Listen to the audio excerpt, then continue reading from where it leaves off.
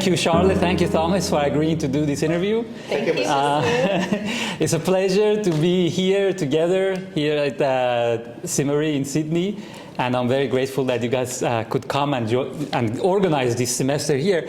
So you're both professors at Michigan, but I'm actually interested to go a little bit back early. So from your story of when you were, where you grew up, and what was your childhood like? Can you tell us a little bit about, your background? Sure. I was born in Hong Kong, and I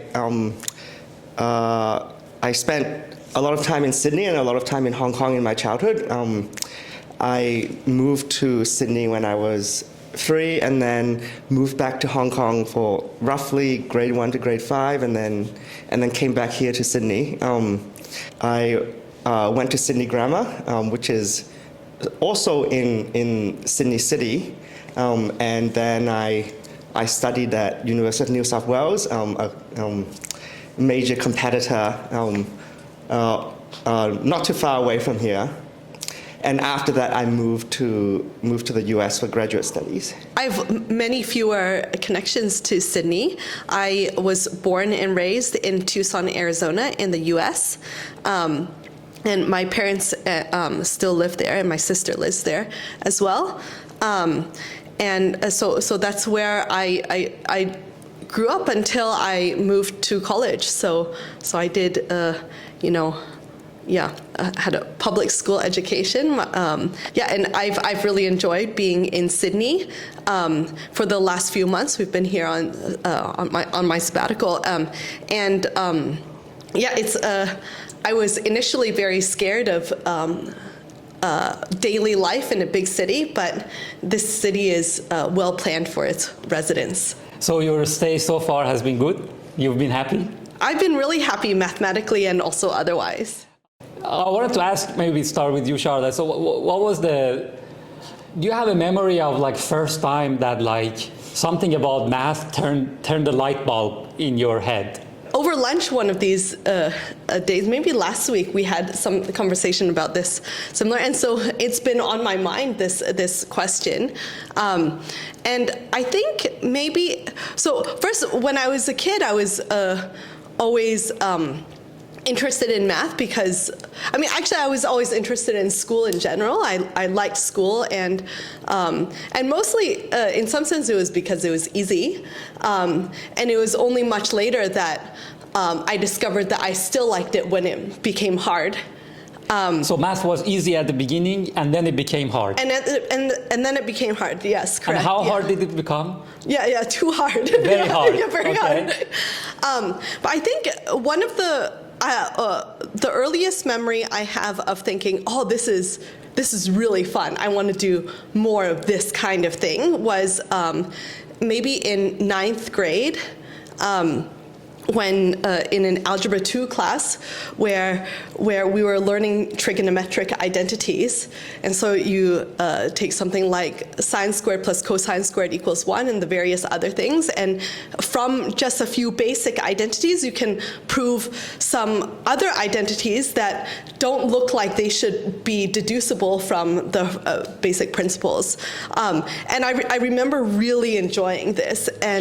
And maybe shortly after that, I actually asked my dad, who's a professor in engineering, what does it mean to do research in math? And I think he said something like, oh, maybe they invent a different way to multiply numbers or something like this. And I remember just thinking in the car, what is he on about? Yeah. So I had a similar very early experience that maths was something I was good at, and it was easy in primary school, for example. But I think I had an important moment for me was when I in high school, I think year 10, I started being involved in the Olympiad program. So I was on the Australian Olympiad team, and Olympiad problems were very different to the ones that we were doing in school. And they were definitely hard, and I think, and this might be the case for many many students who go through the Olympiad program, is one of the things that you can really sort of get a sort of maybe a light bulb moment is in sort of difficult Euclidean geometry problems where the sort of the rules of what you were allowed to do were relatively rigid, but you needed to be tricky to get a result. So, and it would sometimes something seemed obvious and were hard to prove, and some things like it wasn't clear at all why it should be true. And so that's one part of the Olympiad program where in Euclidean geometry where I felt sort of the beauty of mathematics. When I graduated from UNSW, I applied to graduate schools in the US. And eventually I decided to go to MIT, which is in Boston. Charlotte, you mentioned when we were having lunch the other day that there was one class in particular you took that the professor was sort of smiling a lot, was giggling, and that was sort of the first time that you realized that one can have such a personality and still be in maths. Can you talk a little bit about that? Or is that not the normal? Therefore, we conclude that's not the normal. Maybe what I want to say something adjacent to this, which is So when I left Arizona, I went to undergrad at Stanford, and this was to be honest, this was a difficult transition for me. More or less up to that point, mathematics was something that I felt I was good at, in my small community, and I didn't know about a lot of the math that was out there until much later. And so I think the first time math started being hard was when I was an undergraduate. And while I was there, then I met many people, and I guess I had the impression that in order to be very good at mathematics, you had to have a certain kind of personality, and it was a really important experience for me to meet people who in some sense defied what the expectations that I had randomly conjured up for myself, and so it was really quite transformative, I think, for me to meet people who had a really joyful and playful attitude towards mathematics, and that really showed me how creative this enterprise is. There's two things that we touched on, which I think is important. One is that, and it comes down to like perception of maths. The usual perception of math is that mathematician is one who was a child prodigy to start with, and is supposed to be like a bit crazy and eccentric. And while there's some truth to that, there's also many examples of people that came to math much later in their life and also are like very outgoing and like. So I had, for instance, an advisor that once told me that actually in maths there is room for everyone. On that theme, what are some of the ways that you think we can make math more inclusive? So I think this is a very difficult question. So let me try to answer maybe a baby version of this question.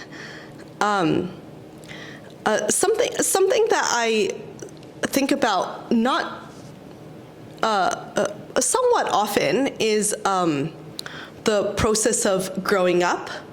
And that means in life, but also professionally, and the feeling of realizing things now that you can't have known earlier because you can't know what you don't know, in some sense. And I think one thing that that I learned in grad school that I didn't know in undergrad, well, maybe I should phrase it like this, is at some point it felt like to pursue math, you have to be the best at abstraction, and you have to know the most words, and you have to know all this fancy machinery. And it was, and like when I first decided that I wanted to pursue mathematics, and this was what I thought you had to do in order to be successful. And it was only some years later in grad school that I learned that that's not the case. There are mathematicians, I mean, there's a very wide range of how mathematicians think about mathematics. And some people are very good at abstraction, and some people are very not good at abstraction. And there are examples of both of these camps and everything in between working at the forefront of their fields and pushing boundaries. And so I think maybe it's good to be open-minded about what success can look like. One thing that that's related to what Charlotte has said is, which is, I think, a barrier to entry, is especially in pure mathematics. I think there's a bit of snobbishness amongst mathematicians maybe most of all in algebra, there's a snobbishness of like to be the most abstract, to use extremely fancy words, and also at the same time to not care about applications, or not care about sort of other questions that aren't framed in this abstraction. So Masoud, your question was not was how do we make it more inclusive? And one way to be more inclusive is to give good talks, good lectures, which are not snobbish, are not and with the aim to give a talk or write a paper with the aim that as many people can understand it as possible, rather than a small selection of your particular friends. What's your favorite mathematical story? So I work at the interface of combinatorics and algebra, and I think a repeated theme in things that really sort of I find amazing is when you have some positive numbers, usually positive integers, and you need to find an explanation for this. Often this explanation, the most satisfying one, is if it involves some theory. So I think, so the theme is I have some sort of elementary or kind of simple-minded observation, and I get some positive numbers, and I need to find some underlying theory. Maybe I have to develop an underlying theory to explain this phenomenon. And the theory is satisfying when the theory is sort of, there's some deep phenomena going on.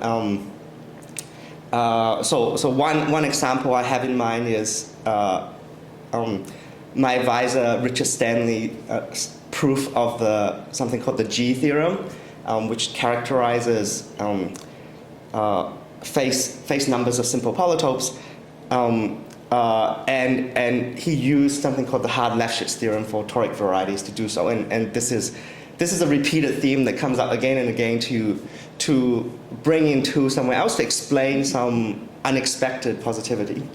So I work maybe at the interface of number theory and representation theory, and with this, and maybe we can throw algebraic geometry in there as well. One thing that I've thought about recently has some roots in some very old ideas, and so let me try to explain. In school, I don't know, year 8 or something, or year 9, we learn about the notion of a continuous function. The way it was stored in my head is, a continuous function is one that you can draw without lifting your pencil. At some point in math, we try to formalize this notion of what does it mean to not be able to lift your pencil.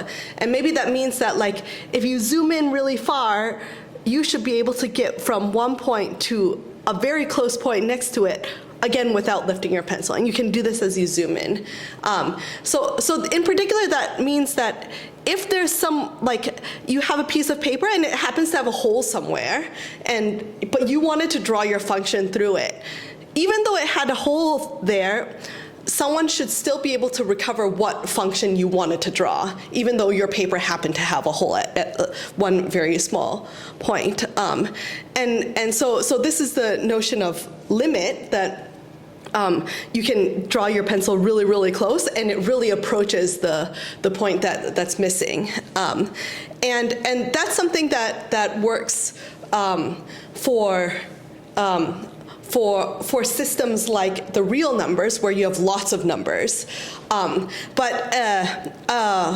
mean, I was warned not to talk about p-adic numbers in this, but let me talk about an adjacent one, which is there are other fields of numbers other than the real numbers, and these are systems where you can add and multiply and subtract and divide. One such example is if you take the numbers from 0 to p-1 for any prime. So for example, we could take the prime to be 7, and we just write down the numbers 0, 1, 2, 3, 4, 5, 6. And in this system, you can multiply, and if you by doing modular arithmetic, and divide in this way. And the kind of funny thing is, like, suppose you wanted some notion of continuity now for this system of numbers. What do you do? Well, your system of numbers doesn't have stuff in between. It's not all filled in like the real numbers. So you can't have this kind of pencil analogy anymore. And I think something really amazing that a development in algebraic geometry was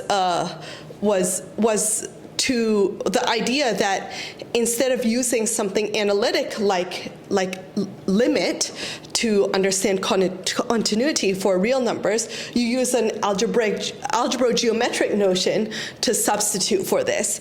And this notion is called intermediate extension, and it's used a lot in various branches, and especially in number theory, where you have lots of symmetries at play. You might have some symmetry on some geometric object you're trying to understand, and it's kind of hard to understand what's happening, but there's some open part where you understand very clearly, and the idea is that you should be able to, in some way, uniquely extend it to the analog of the hole in your piece of paper.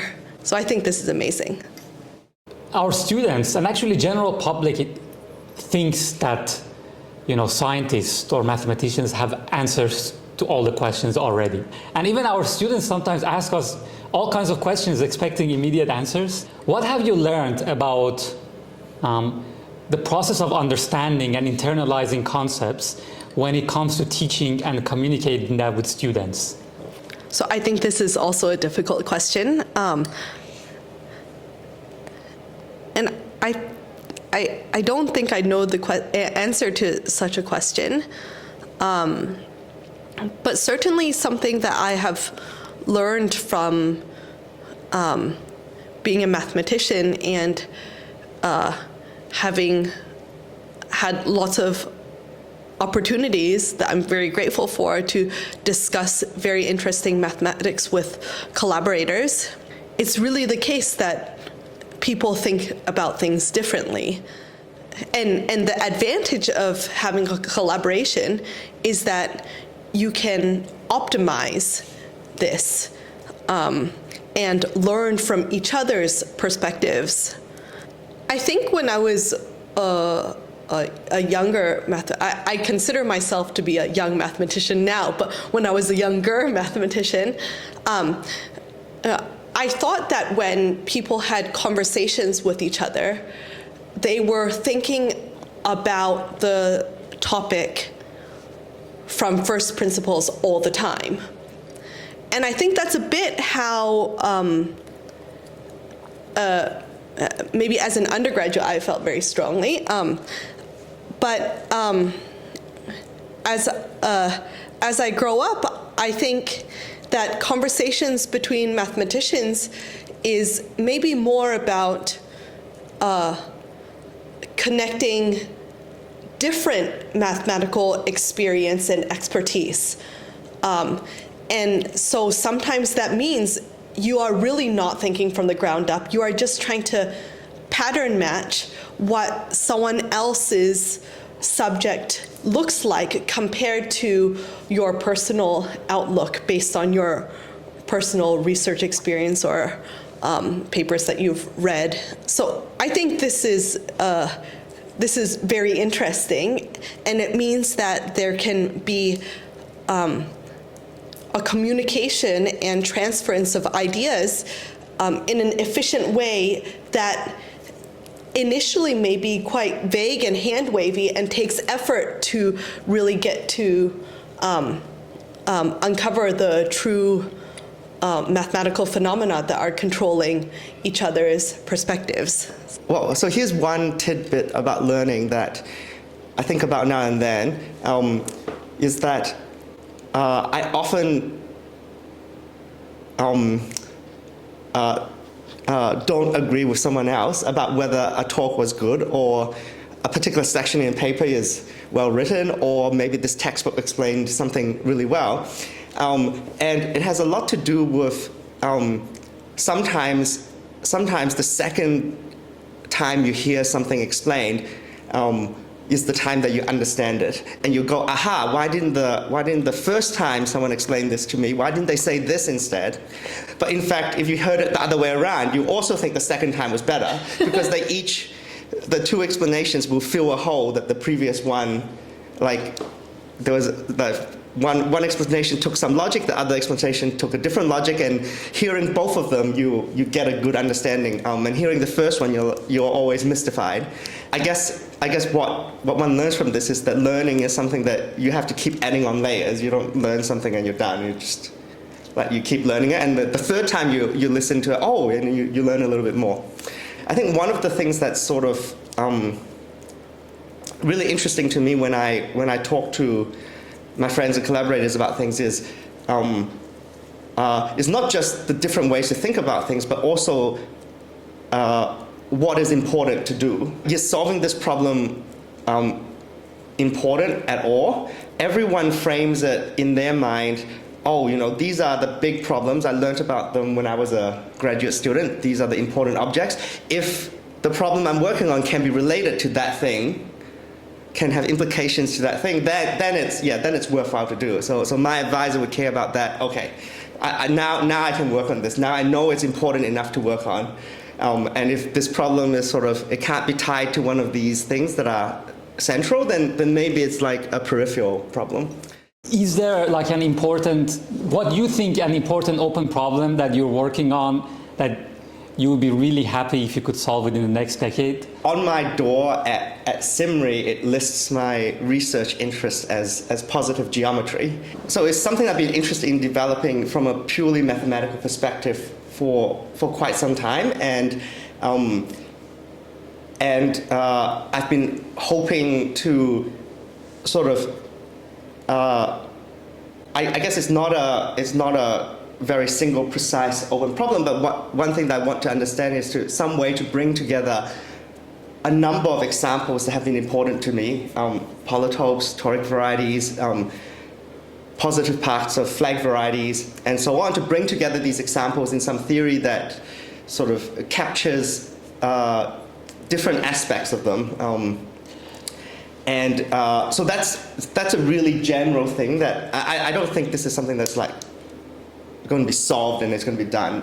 This is just a general program that pursuing. So about a specific thing, one of the things that I hope to eventually understand, and this is one of the motivations for positive geometry, is to understand this thing in physics called super Yang-Mills theory. This is a quantum field theory, and of course this is something many mathematicians and physicists have worked on to try to build the foundations of. Super Yang-Mills theory is a really particular quantum field theory which has basically the most pleasant mathematical properties possible. It's got as much symmetry as possible, and therefore things related to it seem to have elegant mathematical answers to.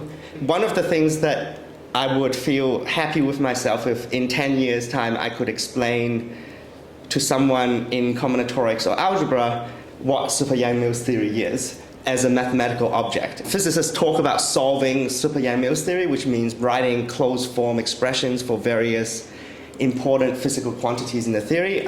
From my perspective, it's maybe even more important to be able to axiomatise it in a way that's sort of understandable by mathematicians of my type. So that's one thing. And you think positivity will play an important role in this? Yes, so it's hopeful that using positivity, but also using language from algebraic geometry and representation theory to talk about various things like Grassmannians and flag varieties will move a step towards understanding this and formulating what the questions are in mathematical language. That's one of my hopes. I work, as I said before, in a subject that involves representation theory, number theory, and algebraic geometry. And especially I study representations of p-adic groups. And this is part of a very big general program called the Langlands program. There are many people working on the Langlands program. Some people have called it an employment program for number theorists. For example, it's described on Wikipedia as, I don't know, possibly the largest single project in modern mathematics. There's kind of historically been two camps. A group working on this from a purely representation theoretic algebraic approach, and a group working by developing lots of very sophisticated algebrogeometric techniques in order to study the symmetries predicted in this program. And over the last, I guess, 10 years now, that's surprising for me to say, I've been thinking about a geometric approach to the algebraic side of this. The kinds of objects I have been studying for several years are positive depth versions of Deligne-Lustig varieties, and the advantage to this kind of object is, on the one hand, it's explicit enough that we can actually understand its relationship to purely algebraic constructions. But on the other hand, it is actually geometry. With all this activity, I mean, first, it's very interesting to push the limits of to further any one of these approaches, but it's also very interesting and important to eventually see that everyone is getting the same answer. One hope that I have had for many years, and I also don't know whether this is something that's possible in the next 10 years, is to use this kind of intermediate explicit geometry to bridge between the explicit algebraic perspectives and the very sophisticated algebrogeometric perspectives and methods. And so I hope that it will play an important role in bridging this gap. Do you think mathematics is discovered or invented? This is a favorite question in the community, and yeah, what are your thoughts on it? I think when I am doing mathematics, it feels like discovery and not invention. Oftentimes it feels like the structure is there, and if I cannot see it, it is my fault. It feels like it exists outside of me, and I am trying to understand, I'm trying to see what it looks like. I certainly think that being human must surely affect what kinds of things we try to see. Us all being humans doing research in different subjects, I feel must also bias us for what questions we think are important to try to understand, not just within mathematics, but outside of mathematics. One thing I think is really amazing about mathematics is its applicability. One thing I like talking about a lot is that chemists use the character tables that we as representation theorists wrote down, and they don't need to know the theory. These are black boxes in their textbooks. So I guess I feel that being human must change the shape of the mathematics we try to discover, but I do feel maybe that it's discovery and not invention. Okay, so I fall into the discovery camp. At least my hope is that my own work are discoveries, not inventions, or at least more discovery than invention. And I certainly feel doing research in mathematics that I'm sort of unveiling something that's like these amazingly intricate objects, and we're peeling off and seeing little pieces of it and discovering them. One thing that Charlotte likes to say about my work is that I like to write papers called A and B, sometimes A and B and C, and so I think one of the things that I often like to discover and sort of is relations between two things, A and B, that previously weren't obviously related, and then to discover some kind of way to relate them. And I'm particularly attracted to mathematics of this type. And so last question is, I got a sense that from your answers that like this process of discovery and invention and shaping maths is very collaborative. So how has your, collaborations here at SMRI and your stay here, how has that helped, and when can we expect you back? So SMRI has been amazing. It's really quite a unique institute. It has a calm and relaxed feel about it because of its size and sort of so some institutes have sort of a camp, like sort of a more serious campus feel, but I feel like SMRI, when you're inside the building, it's one of the places where you can sort of, it sort of feels like it's okay to come into SMRI just to work on your own thing and just to think about your own things. On the other hand, I'm rather impressed with SMRI that even though it has this sort of economical feel about it, that there are also activities all the time, and especially with this program that we've run.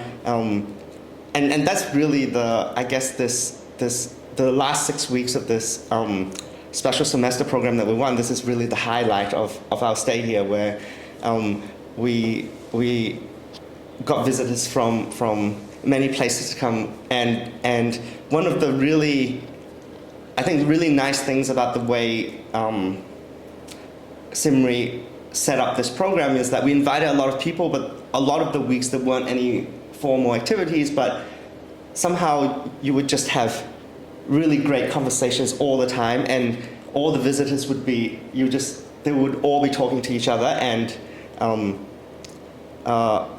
well, I can say that I hope to be back soon. We've had visitors come from a pretty wide range of representation theories, spanning from more combinatorial flavor stuff to more arithmetic flavor stuff. To be honest, in most places that you go, you don't see such range all collected in one place at one time. And the result is that you get to go to talks that are really not in the usual range of topics that you hear about. And I think this is something quite special and important. Maybe going back to some earlier topic also, first it encourages speakers to give a presentation that can be appreciated by a wider range of mathematicians rather than maybe someone directly in your wheelhouse. The chance that an unexpected collaboration can happen. And for unexpected collaborations, I think these are things that take a lot of time. It's not something that's like one chance encounter leads to something amazing, but it's a chance encounter that lowers the threshold for the next encounter, which then lowers the threshold for the next encounter. In this way, we think as mathematicians can strive to understand better what each other is doing and really use each other's different expertise to prove new theorems. Oh, thanks a lot, guys, and we hope you come back very soon. It's a pleasure to have you in Australia. Thank you so much and for having us. thanks for organizing the special semester. It has been really nice. Thank you so much to SMRI for hosting. Thank you.